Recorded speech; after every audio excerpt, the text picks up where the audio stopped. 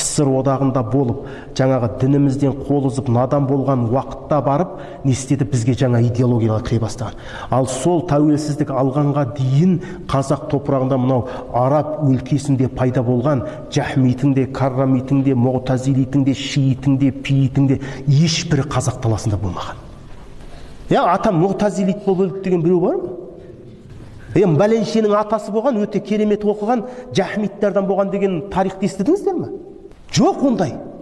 Абайлар кешек өткен, мәшһүр жүсіптер. Міне қараңыздар. Біз сандалып ананы бір тыңдаймыз, мынаны бір тыңдаймыз. Абу Ханифа жетеді сенің өмірің. Не керек саған? Тақуалық керек па? Өмірі жетеді саған. Ілім алу әдебі керек па? Ілім алсаң Абу Ханифадай ал. Болмаса шәкірттерінің бірі бол. Фиққа, хадисқа амал етің келе ме? Пожалуйста. Фиқың да бар, хадисің де бар. Ақида керек па? Міне. Басынан аяқ ақида жазған. Вот міне. Біз аламыз ананы бір оқып шатыстырып соны жүрміз.